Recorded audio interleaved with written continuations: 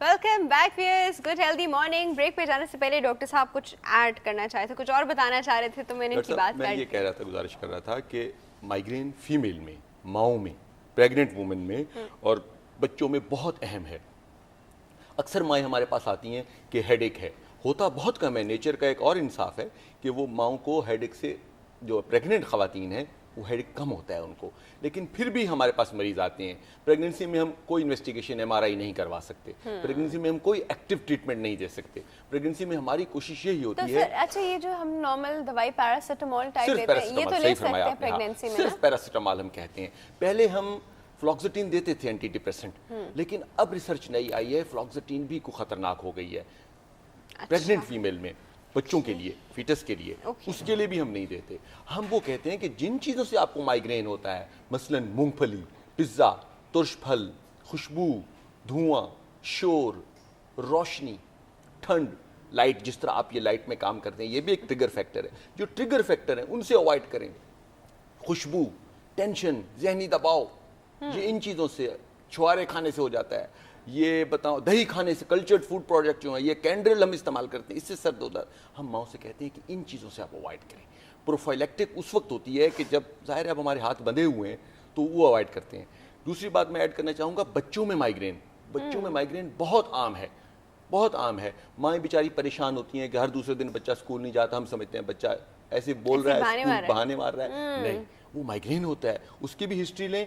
Cyclic vomiting syndrome एक बच्चों में कहते हैं, बार बार उल्टी आती है बच्चे को, उसको बिनाइन पोजीशनल वो भी कहते हैं कि नहीं, वो उंगली डाल के डर की उल्टी ऐसे डर के कर रहे हैं, नहीं, वो माइग्रेन होता है कि वो, उसके लिए हम उसको रखना पड़ता है। फिर बच्चों में एक बीमारी है एलिस इन वंडरलैंड सिंड्रोम, जिसको हम बोलते हैं बड़ी नजर आना और छोटा नजर आना, माइक्रोप्सिया और मैक्रोप्सिया। चीजें छोटी नजर आनी और बड़ी नजर आनी, वो एक बच्चों में हेडेक की किस्म है, एलिस इन वंडरलैंड सिंड्रोम। वो हमें रूल आउट करना चाहिए, वो भी हेडेक की किस्म है। एपिलेप्सी की भी प्रेजेंटेशन ऐसी होती है, लेकिन हेडेक की ऐसी होती है। एक हेडेक की किस्म है जिसमें हाथ सुन्न हो जाता है। सर, इस पे हम और बात करते हैं। हेडेक की एग्जाम पे कॉल है हमारे पास। अस्सलाम वालेकुम। वालेकुम सलाम। गुड हेल्दी मॉर्निंग, कौन बात कर रहा है? शाहिना आदि बात कर रही हूँ। जी शाहिना, कहाँ से? कराची से। कराची से। क्या पूछना चाहेंगी? मुझे सर में बहुत दर्द होता है और जिसकी वजह से ना एक साइड पे ऐसा लगता है जैसे किसी हथौड़े पड़ रहे हो सर में, तो बहुत दर्द होता है, जिससे मुझे चक्कर भी आते हैं। अच्छा, ओके। कितनी देर तक? जी, पूरा दिन ऐसे ही सर में पूरा दिन ऐसे रहता है? कोई दवाई नहीं लेती इसके लिए आप? दवाई लेती हूँ तो उससे आराम। जी उनकी कॉल ड्रॉप हो गई। मेरे ख्याल से वो ये कहना चाहिए थी कि आराम आता है वक्त ही, शायद वो ये कहना चाह रही थी। अच्छा, यहाँ एक और पॉइंट निकलता है कि प्रोफाइलेक्टिक कब शुरू करें हम। एक तो फौरी, जिस तरह डॉक्टर साहब ने फरमाया, दर्द हो तो वो मैं गुजारिश करता हूँ प्रोफाइलेक्टिक उस सूरत में लेना चाहिए अगर महीने में 3 से 4 दौरे पड़ते हैं आपको सर दर्द के, या मरीज तंग है, मरीज कहते हैं अब मैं बर्दाश्त नहीं कर सकता। एक बात डॉक्टर साहब मैं इंतहाई अदब से कहूँगा, 100% क्योर नहीं है माइग्रेन का, क्योर नहीं है। अदब से क्यों कह रहे हैं? क्योर नहीं है, क्योंकि लोग एक्सपेक्ट करते हैं कि एक 100% हो जाना चाहिए। डॉक्टर साहब जब दवाई खाते हैं तो ठीक होते हैं, दवाई बंद करते हैं। भाई प्रोफाइलेक्टिक ट्रीटमेंट 6 माह कम से कम खाएं। प्रोफाइलेक्टिक ट्रीटमेंट में हम 1 से 2 मेडिसिन देते हैं। जिस तरह बच्चों में है, बच्चों में हम कहते हैं स्लीप इट ऑफ, बच्चे को सुला दें, दर्द बेहतर हो जाएगा। या पिज़ोटोफिन मौसीगार, जिसको ट्रेड नेम नहीं लेना चाहिए, वो देते हैं। इबुप्रोफेन है, वो देते हैं हम। वो चीज़ें देने से दर्द हो जाता है। बाज़ औक़ात ख़वातीन या बूढ़े 50 साल के बाद होता है सर दर्द, उसके लिए एक आम सा टेस्ट है, ESR करवाएं, कहीं जॉइंट सेल आर्थराइटिस तो नहीं है। अच्छा। दुनिया जहान की आप दवाइयाँ देते रहे, सर दर्द ठीक नहीं होगा। 50 साल के बाद सर दर्द शुरू हुआ है, एक आम सा जो 50 रुपए या 100 रुपए का टेस्ट है लेबोरेटरी में, ESR। हाँ। अगर ESR रेज्ड है, इसका मतलब है जॉइंट सेल आर्थराइटिस है। अच्छा, ये सर कभी कोई फर्स्ट और 2 और इस तरह करके ये सर का टेस्ट होता है? नहीं, एक ही ये सार होता है। और इसमें जो डॉक्टर साहब ने कहा कि ये जॉइंट सेल आर्थराइटिस जो कि 50 साल से ऊपर के लोगों को होता है, उसके साथ कभी कभी एक्स एंड पेन्स एसोसिएटेड होते हैं। सिवियर शोल्डर पेन होना, सिवियर हिप के पास पेन होना, और फिर उसके साथ हेडेक एसोसिएटेड होता है, जो अगेन एक पॉइंट पर वो कहेंगे कि ये दर्द है, और हम जब उसको टच करते हैं तो वो कहेंगे ये दर्द होता है। तो ये आमतौर पे उसकी जो है वो एक इंडिकेशन होती है कि आप एक ESR कराएं, और एक सिंपल ESR से आपको इसका पता चल जाता है कि ये प्रॉब्लम हो सकता है उनमें। ओके, हमारे पास एक कॉल है सर जी, कॉल अटेंड करते हैं। अस्सलाम वालेकुम। हेलो। हाँ जी, गुड हेल्दी मॉर्निंग, कौन बात कर रहा है? अस्सलाम वालेकुम जी। वालेकुम अस्सलाम, कौन बात कर रहा है? इजाज़ अहमद। जी राज साहब, कैसे हैं आप? अल्हम्दुलिल्लाह, लाहौर से बात कर रहा हूँ। जी जी, डॉक्टर साहब ने गल करनी थी। हाँ जी बिल्कुल, डॉक्टर साहब से गल कीजिए जी। हाँ जी, वैसा है कि मेरी ना आवाज आती है ना सिर चो, या कान चो ला लो या सिर चो लगा लो, अच्छा तो सिर्फ मैं सुन सकता, मेरे कान सुन सकते हैं, तो और कोई बंदा नहीं सुनता। अच्छा क्या ऐसा होता है? जी हाँ, होता है। जी, अच्छा चलिए हम आपको इसके बारे में बताते हैं, ठीक है राज हाँ, साहब? तो कैसे खत्म होगी, कोई बताएंगे आप? ये भी बताते हैं आपको, ठीक है जी। हाँ, मेहरबानी। Thank you so much for your call. थोड़ी सी पंजाबी मिक्स्ड इनकी कंप्लेन थी। या, तो इसके बारे में ये बताऊं, जो आवाज आती है ना बाजू का टिनाइटिस होती है, Tinnitus है। वो वजह से हो सकती है, या माइग्रेन में जो थ्रॉबिंग पेन होता है, थमक वाला, ठा ठा वाला, वो वही मरीज जिस तरह उनके सर पे हथौड़े पड़े थे। हथौड़े पड़ हथौड़े, रहे हैं, हाँ। तो वो भी ये हो सकता है। तो उसके लिए इनका वर्कअप होना चाहिए और माइग्रेन का ये ट्रीटमेंट लें।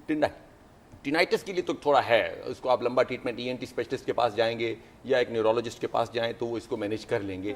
थ्रॉबिंग जो ये कहते हैं ना, मैं खुद सुनता हूँ, तो मीनिंग देयर बाय कि ये माइग्रेन ही है और थ्रॉबिंग पेन है। अगर ट्रीटमेंट लेंगे तो ये बेहतर हो जाएगा। हिस्ट्री और एग्जामिनेशन ज़रूरी है इस केस में। सही। अच्छा मैम, एक हार्मोन का भी पेन होता है, हार्मोन माइग्रेन जिसे कहते हैं, फीमेल में अराउंड उसके पीरियड के टाइम पे या ओवुलेशन के वक्त, तो उसके लिए क्या करना चाहिए? It's very देखिए वही troublesome. ये होता माइग्रेन ही है, लेकिन औरतों में इस तरह होता है कि पीरियड से पहले जो है वो कुछ हार्मोन्स ज़ाहिर है जिस्म में बढ़े हुए होते हैं, तो उसकी वजह से इसकी जो सिवियरिटी है या इसका अटैक जो है वो ज़्यादा फ्रीक्वेंट हो जाता है और आता है। इसका वही सेम माइग्रेन की तरह का ही ट्रीटमेंट होता है कि अगर तो आपको जो है ना वो महीने में एक आध अटैक होता है तो उसके लिए सिर्फ सिंपल उस वक्त आप दवाई ले लें, लेकिन अगर ये रिकरेंट होता है या पूरा पूरा हफ्ता आपको चलता है तो फिर जाहिर है कि प्रोफिलेक्टिक मेडिसिन जो आने से रोकें उस हेडेक को, वो आपको यूज़ करनी चाहिए। दूसरा ये कि अगर उसके साथ कोई और सिम्टम्स एसोसिएटेड हैं कि मेंस्ट्रुअल प्री मेंस्ट्रुअल सिंड्रोम होता है कि जिसमें और भी चीज़ें एकदम पूरा बॉडी ब्लोटेड लगती है और इश्यूज़ होते हैं, उसमें पेट में सिवियर क्रैम्प्स आने शुरू हो जाते हैं, तो फिर उसका इलाज एक डिफरेंट होता है, उसमें भी सिंपल मेडिसिन दी जाती हैं, तो वो ज़रूर अपने फैमिली फिजिशियन से डिस्कस इसमें करें। हम थोड़ा ऐड करेंगे, डॉक्टर साहब की बात सही है कि जब ये शुरू हो, इसको हम कैटामीनियल माइग्रेन बोलते हैं कि मेंसेस से 4-5 दिन पहले शुरू हो जाता है, तो हम नेप्रोक्सिन जो है ये साल्ट हम कहते हैं मरीज को, माओ बहनों को 5-6 दिन पहले आप इस्तेमाल कर लें, ताकि अच्छा। वो ताकि वो कैटामीनियल माइग्रेन जो है उसकी सिवियरिटी काफ़ी कम हो जाएगी इसको। अच्छा सर, एक कॉल है हमारे पास, अटेंड करते हैं। अस्सलाम वालेकुम। वालेकुम सलाम। गुड हेल्दी मॉर्निंग, कौन बात कर रहा है? अक्षर बात कर रहा हूँ।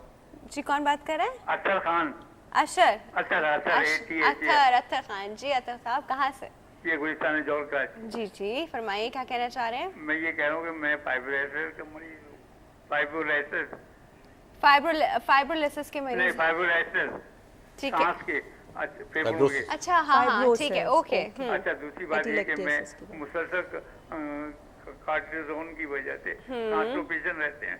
अब इसका बहुत सख्त इलाज भी करो, लेकिन मुझे एनीमा लेना पड़ता है। इसका कुछ बेहतर बता सकेंगे? आपको अच्छा ठीक है, कॉन्स्टिपेशन रहती है, आपको एनीमिया लेना पड़ता है, एनीमा, ठीक है। चले हम आपको बताते हैं इस बारे में, ठीक है? Thank you so much for your call ma'am. देखिए ये कॉन्स्टिपेशन इन्होंने कहा हाँ। प्रॉब्ली है ना, कॉन्स्टिपेशन मतलब इतनी कहने में लेना पड़ गया। हाँ देखिए, अगर किसी ड्रग रिलेटेड हो रहा है तो फिर जाहिर है कि उसको जब तक वो ड्रग ले रहे हैं, मेडिसिन ले रहे हैं, तो बड़ा मुश्किल है उसको बहुत अच्छे से उसको क्योर कर पाना। लेकिन कुछ जो सिंपल मेजर्स होते हैं कॉन्स्टिपेशन के लिए, वो एक तो अगैन अपना फ्लूइड इंटेक, पानी का इंटेक बहुत ज़्यादा रखना, एटलीस्ट 10 ग्लासेस अ डे रखना, और इनकी बीमारी में भी जाहिर है कि ज़्यादा पानी पीने से कोई इनको प्रॉब्लम नहीं होगा, तो ये आराम से ले सकते हैं। दूसरा ये है कि उसके साथ साथ फाइबर्स ज़्यादा लेना, फ्रूट्स का इस्तेमाल ज़्यादा करना, वेजिटेबल्स का ज़्यादा इस्तेमाल करना। एक फल होता है जिसको हम प्रून कहते हैं, एप्रिकॉट किस्म का एक फल होता है। प्रून का जूस आजकल कमर्शियली भी अवेलेबल है, और वैसे अगर आप बिग स्टोर्स में जाएं तो वहाँ पर आपको प्रून जूस के नाम से जो है वो बॉटल्स भी मिल जाती हैं। तो प्रून जूस को आप यूज़ करें, 2 टेबलस्पून रात में लें, तो उससे भी ये हल हो जाता है। और फिर सिंपल सिरप्स भी मिलते हैं, लेग्जेटिव्स जो होते हैं, उसको आप यूज़ करें। इन सब चीज़ों से भी प्रॉब्लम हल नहीं होता, इस्पगुल यूज़ करें, उससे भी इशू नहीं हल होता, तो फिर आप जो है वो एनेमा ले सकते हैं ऑब्वियसली। ओके। अच्छा सर, वो बात बीच में रह गई, वो उन्होंने पूछा था कि उनको खानों से, कुछ खानों से भी इशू आ जाता है, वो खाने बताइए। हाँ। फूड से काफ़ी रिलेशन है हेडेक का। जिस तरह हमने गुजारिश की कि आर्टिफिशियल स्वीटनर जो हम कैंडल इस्तेमाल करते हैं, ये मूंगफली, पिज्जा, चॉकलेट भी आती है इसमें, कॉफी भी आती है बहुत इसमें। चॉकलेट तो खुशबू, परफ्यूम हम लगाते हैं, परफ्यूम से ज्यादा हो जाता है। धुआं, शोर, शोर में नॉइस खाने में, के कौन से आइटम से अच्छा होता है खाने ये में हमको बता। छुहारे हैं, छुहारों से हो जाता है। कल्चर्ड आइटम दही है उससे हो जाता है। अच्छा, हाँ, मूंगफली से हो जाता है। अच्छा, फिर एक हम सारे डेयरी प्रोडक्ट्स हो जाता है, जी दूध पी सारी सकते हैं? कल्चर्ड और दूध वाली बनी हुई चीजों से, खोए से होता है। अच्छा, खोया से होता फिर है। एक बात है, एक खानदान में 10 बंदे हैं, 10 बंदे खोया खा रहे हैं, एक को हेडेक होता है, बाकी को नहीं होता।